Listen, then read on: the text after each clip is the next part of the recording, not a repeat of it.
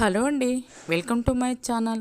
ఈరోజు వీడియో వచ్చేసి సండే స్పెషల్లో బగారా రైసు మటన్ కర్రీ వండానండి.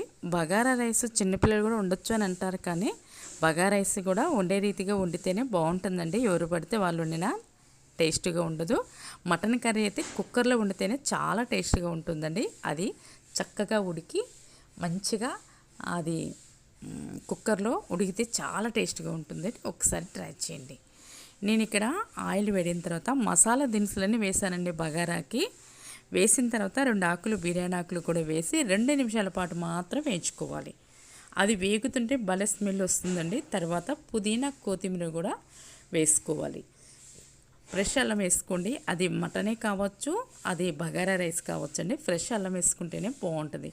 పచ్చిమిర్చి వేసిన తర్వాత వేగిన తర్వాత అప్పటికప్పుడు నూరిన అల్లం అయితే ఇలా వేసి మొత్తం ఇలా వేయించుకున్నాను.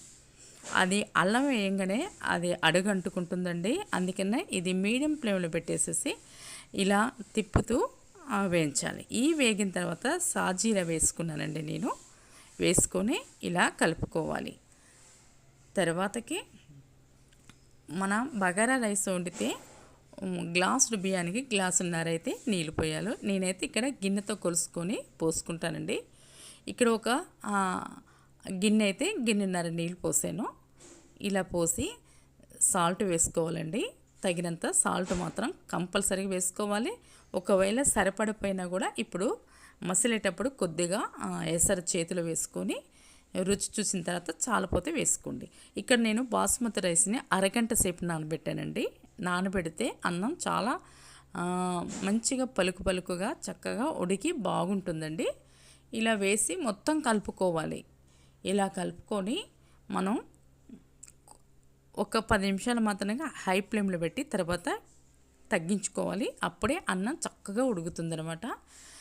ఇది ఉమ్మగిలుతున్నానే ఇప్పుడు మటన్ కర్రీ వండుదామండి. ఇక్కడ నేను కుక్కర్లో ఆయిల్ వేసి జీలకర్ర వేసాను, దాల్చిన చెక్క మిరియాలు వేసి వేయించుకున్నాను.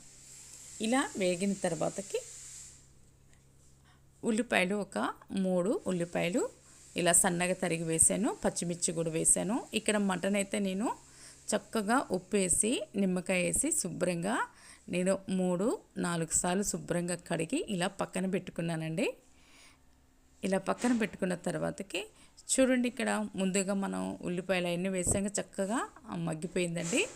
తర్వాత ఇప్పుడే నూరిన అల్లం కూడా వేసుకొని మొత్తం కలుపుకుంటున్నాను.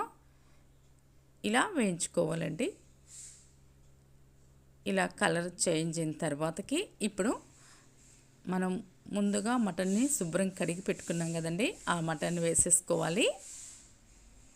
ఇలా వేసుకొని మొత్తం కలుపుకోవాలి.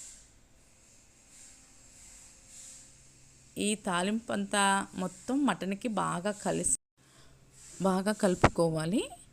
తర్వాత చూడండి చక్కగా మగ్గిపోయింది కదా. ఇది మగ్గిపోయిన తర్వాత టమాటాలు అయితే ఒక 3 టమాటాలు వేసుకోండి. ఎక్కువ వేసుకుంటే మటన్లో తీగా ఉంటుందండి, అందుకని ఎక్కువ వేసుకోవద్దు. ఇక్కడ పుదీనా కొత్తిమీర రెండింటిని కూడా వేసేసి బాగా కలుపుకొని ఇలా ఉడకనిచ్చాను.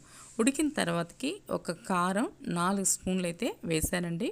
1 స్పూను పసుపు, 1 స్పూను సాల్ట్ వేసి బాగా కలుపుకోవాలండి. మొత్తం ఇలా కుక్కర్లోనే మనం కొద్ది నిమిషాలు ఉడకనిస్తే బాగుంటుందండి. ఉడికిన తర్వాతకి 1 గ్లాసు నీళ్ళైతే పోసుకోవాలి. 1 గ్లాసు నీళ్ళు పోసిన తర్వాత మొత్తం ఇలా కలుపుకొని కుక్కర్ మూత పెట్టి 8 విజిల్స్ వచ్చిన తర్వాత నేను కుక్కర్ మూత తీసానండి. చూడండి చక్కగా ఉడుకుంది. ఇప్పుడు మనం స్టవ్ మీద ఉంచేసి ఇలా ఉడకనివ్వాలండి. ఇలా ఉడికినిచ్చిన తర్వాత ధనియాల పొడి, జీలకర్ర పొడి,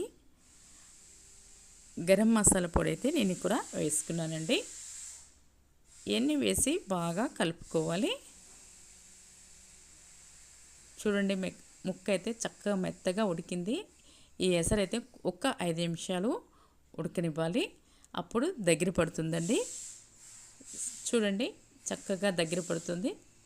ఇప్పుడు మేతి కూర వేసుకోవాలండి. అంటే ఇది మెంతి కూర అండి. ఇది బజార్ మార్కెట్లో మనకి దొరుకుతుంది. తర్వాత ఈ మెంతికూర వేసుకుంటే చాలా బాగుంటుందండి, చాలా బాగుంటుంది. కొత్తిమీర కూడా వేసుకొని మొత్తం ఇలా కలుపుకోవాలన్నమాట.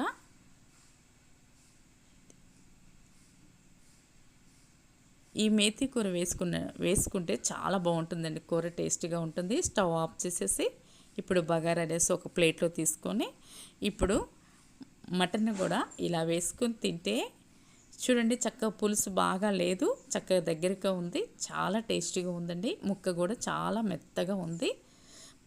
అన్నం కూర అయితే చాలా టేస్టీగా ఉన్నాయండి. ఒకవేళ ఈ వీడియో నచ్చితే తప్పకుండా లైక్ చేయండి. Thank you for watching.